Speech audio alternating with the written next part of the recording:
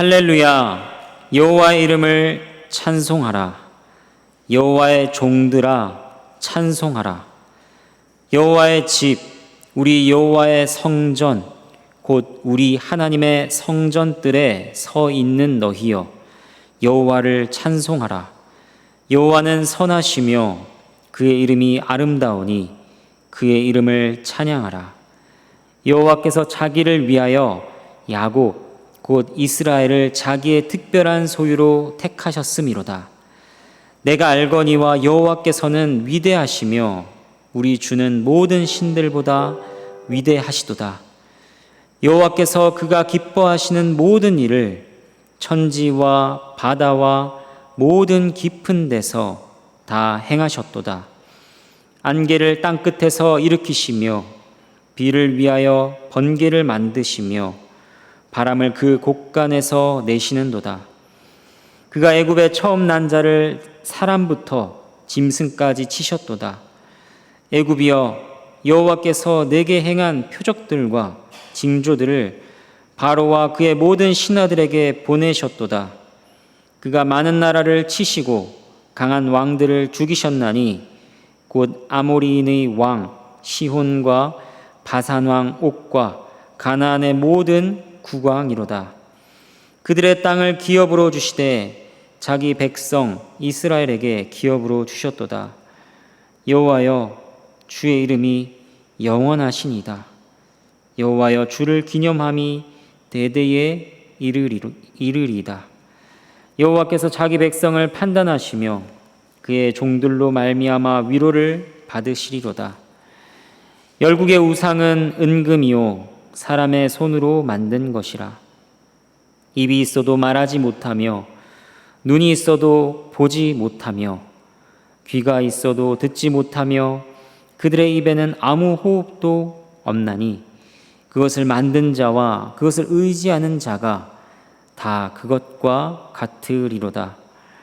이스라엘 족속아 여호와를 송축하라. 아론의 족속아 여호와를 송축하라. 레위 족속아 여호와를 송축하라. 여호와를 경외하는 너희들아 여호와를 송축하라. 예루살렘에 계시는 여호와는 시온에서 찬송을 받으실지어다. 할렐루야. 하나님의 말씀입니다. 하나님께 감사합니다. 본문의 시편 안에는 성경 전체 안에서 알려주시는 중요한 교훈들이 압축되어 녹아 있습니다. 그 내용들이 무엇인지를 살펴보겠습니다. 첫 번째로 찬송입니다.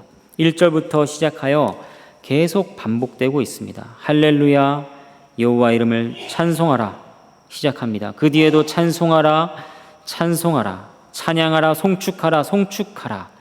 마지막에도 할렐루야로 마치고 있습니다. 성경은 어떤 책입니까? 하나님을 찬양하고 하나님의 영광을 높이는 책입니다. 우리는 우리 자신을 생각하고 높이는데 익숙합니다. 내가 힘들다. 나의 형편이 어떠하다. 내가 잘 산다. 자신이 어떠함에 대해 많이 생각하고 많이 말합니다. 심지어 성경도 자기 중심적으로 봅니다. 자신에게 필요한 말씀이 어디 있는지를 찾아 두리번거립니다. 하지만 성경은 우리의 어떠함보다 하나님에 대해 말씀합니다. 처음부터 끝까지 모든 영광을 하나님께 돌립니다. 원래 사람이 지어진 목적도 그것입니다. 천사들이 지어진 목적도 그것입니다. 만물의 존재 이유가 거기에 있습니다. 하나님을 찬양하고 하나님께 영광을 돌리는 것입니다. 사람은 자신을 자랑하기 위해 살아갑니다. 그것에는 만족감이 없죠. 그러한 삶의 끝에는 허망과 공허만 있을 뿐입니다. 그러나 하나님을 자랑하고 높이고 경배하는 것은 우리에게 만족감을 줍니다. 사람이 그러한 목적으로 지음받았기 때문입니다.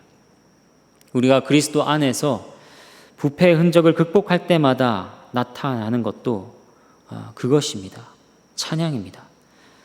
모든 것이 은혜라. 모든 것이 주께서 하신 것이라. 모든 자랑과 영광이 주께 있다 찬양하는 것입니다. 우리 삶에 여러 가지 환난이 있습니다.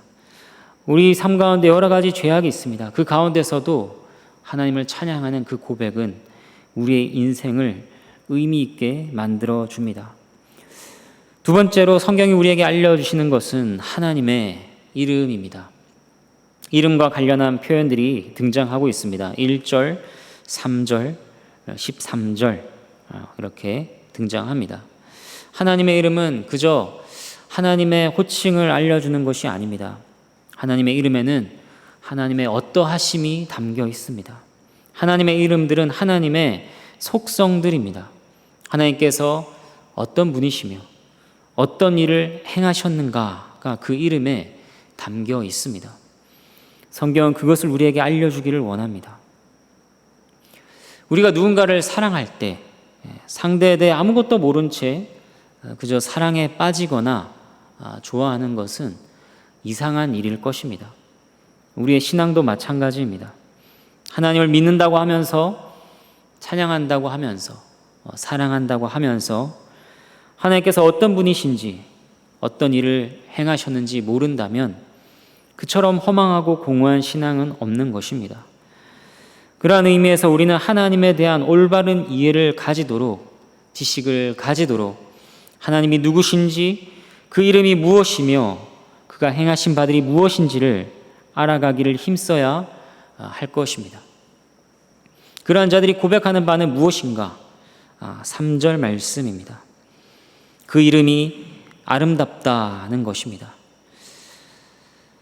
여기서 아름답다는 말은 기쁘다, 즐겁다는 말로도 번역되는 단어입니다. 하나님의 어떠하심을 알아갈수록 그것은 무엇인가요? 우리를 즐겁게 합니다. 우리를 기쁘게 합니다. 그분의 어떠하심이 너무 선하고 그분의 행하심이 아름답고 합당하며 그 영광이 우리의 마음을 매료시키기 때문입니다. 여러분의 입술에 여러분의 마음에 주의 이름이 아름답다 하는 그 고백이 나오고 있는지요? 주의 이름이 아름답다는 감탄이 우리들의 삶에 가득 채워지기를 바랍니다. 세 번째로 본문과 성경 전체가 알려주시는 바는 무엇입니까? 하나님께서 당신을 위하여 당신의 백성들을 소유로 택하셨다는 것입니다. 4절 말씀입니다. 여호와께서 자기를 위하여 야곱 이스라엘을 자기의 특별한 소유로 택하셨음이로다.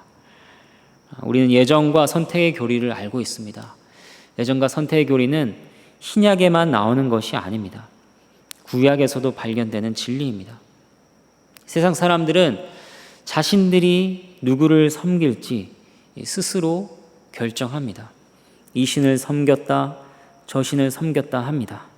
이것이 더 낫다, 저것이 더 낫다. 그들의 눈을 돌립니다. 물론 그들이 섬기는 바는 항상 동일하게 사단이죠. 반면에 하나님의 백성들은 자신들이 누구를 섬길지 선택하기 전에 하나님께서 먼저 그들을 택하셨습니다. 수많은 사람들 가운데서 특별히 택하시고 그 관계의 주도권이 하나님께 있음을 성경을 통해 하나님께서는 알리십니다. 신자는 연약하여 흔들리고 이랬다 저랬다 합니다. 하지만 그 가운데서도 하나님 나라에서 떨어져 나가지 않는 것은 무엇인가? 하나님께서 당신의 영광을 위해 그들을 택하신 뜻을 여전히 바꾸지 않으시기 때문입니다.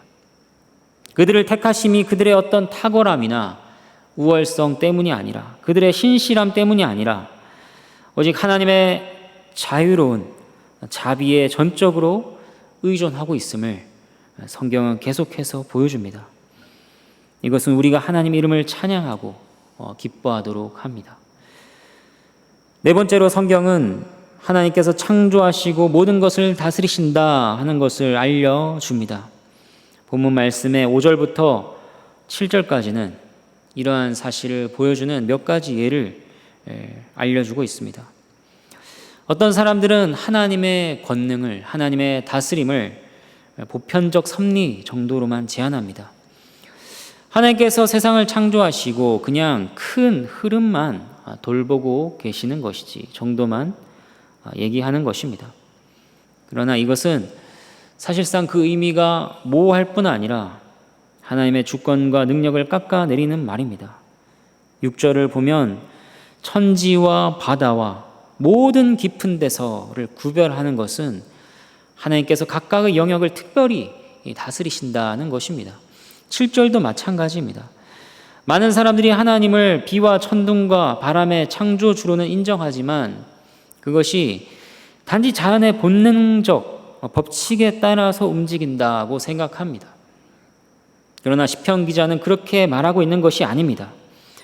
비가 내릴 때조차도 그것이 하나님의 즉각적이고 직접적인 뜻의 결과라고 말하고 있는 것입니다. 이러한 하나님의 창조와 섭리에 대한 고백이 우리에게 있다면 그것은 어떠한 고백으로도 이어지는 것입니까? 우리는 이 세상에 결코 우연이 없으며 가장 우연처럼 보이는 일조차도 하나님의 비밀스러운 지혜 안에서 이루어진다고 말할 수 있습니다. 곧 아무 일도 하나님 뜻과 작정 없이 일어나지 않는다는 것입니다.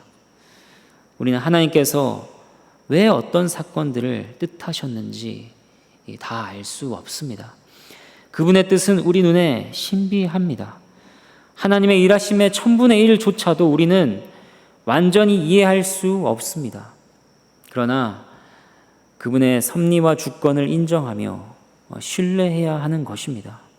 하나님의 뜻을 의의 근원으로서 최상의 존중을 올려드려야 하는 것이죠. 5번째로 성경은 하나님께서 그의 백성들을 구원하심을 알려줍니다. 8절부터 12절까지 나오고 있습니다. 구원은 원수들을 치시고 백성들에게 기업을 주심으로 나타납니다. 우리의 속된 마음은 놀라운 이적의 이야기를 자꾸 이 땅의 개인적인 상황과만 연결하여 해석하려는 경향이 있습니다. 예를 들어 사업을 하는 가운데 경쟁회사를 물리치고 내일이 잘 풀리기를 바라는 시기입니다. 또 시험을 준비하는 학생은 좋은 성적을 받는 것이 곧 하나님의 구원이라 생각하기도 합니다. 직장에서 승진을 하거나 원하던 집을 마련하는 것이 하나님께서 주시는 기업이라 착각하기도 합니다. 하지만 성경에 나오는 모든 구원의 이야기는 그리스도께서 우리를 구원하시는 것을 알려주기 위해 있는 것입니다. 구원은 단순히 세상의 형편이 나아지는 정도에 머무르지 않습니다. 아담과 하와 이래 원수는 우리를 다스리고 죄와 사망이 왕노릇하고 있습니다. 그 가운데 인류에게 주어진 결말은 아무리 발버둥 쳐도 벗어날 수 없는 사망, 그리고 영원한 멸망, 그리고 심판, 그것일 뿐이었습니다. 그러나 하나님의 아들이신 그리스도께서는 우리를 위하여 능력을 행하셨습니다. 십자가에서 그 백성을 대신하여 심판을 받으심으로 당신의 죽음으로 그 모든 원수를 죽이셨습니다. 또 부활하심으로 그 부활의 능력으로 그것을 확증하셨습니다. 그렇게 하나님께서는 그의 백성들을 죄와 사망의 권세에서 해방시키시며 하늘의 영원한 기업을 약속하시는 것입니다. 성경이 우리에게 전해주는 구원은 세상의 성공과 비교할 수 없는 크고 깊으며 영원한 은혜입니다.